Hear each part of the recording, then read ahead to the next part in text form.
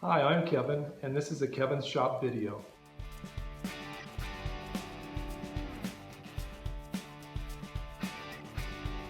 The 1925 Fuller & Johnson engine, and I'm getting ready to fire this up, and I wanted to show you some of the steps you need to go through to get this ready.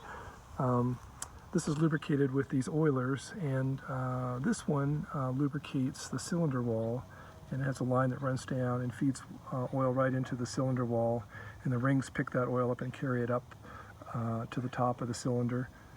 And then this oiler runs down and feeds the main bearing here. And then we also have an oiler here that feeds this outer bearing.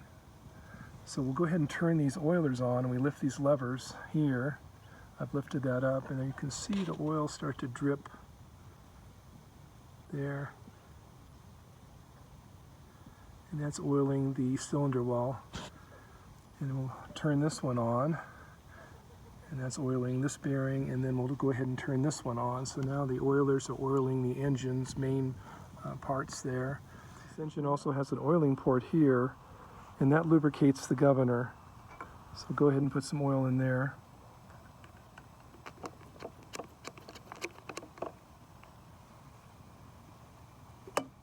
And basically that's most of the lubrication steps for firing this up.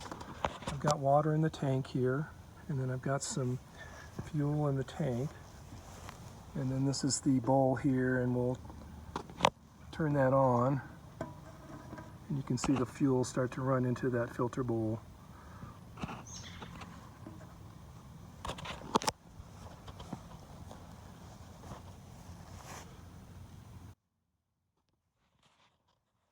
This engine doesn't have a choke, so what they have instead is this primer cup here, which feeds fuel right before the intake valve in the top of the cylinder.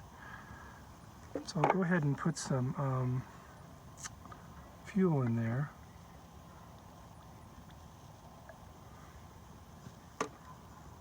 And then we'll open that up and let that in and close that.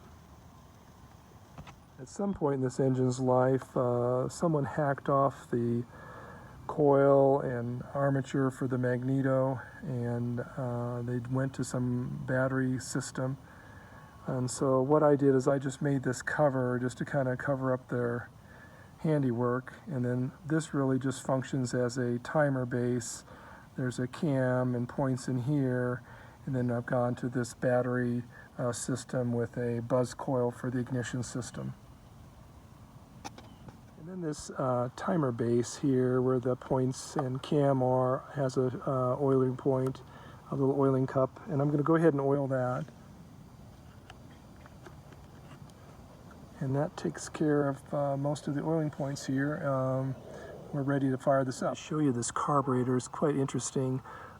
It has a valve on it. There's a cone-shaped valve with a light spring, and by adjusting this knob you can tighten it, and what it does is it reduces the amount of air flowing into the carburetor. You can loosen it for more air or tighten it for less air, so you can control the amount of air that's flowing through the carburetor, as well as this, of course, is the adjustment for the fuel mixture. This carburetor also has what they call a tickler. What it does is you can press down on this, and that holds the float open for a little bit, and it allows the carburetor to flood. I'm ready to start this motor up.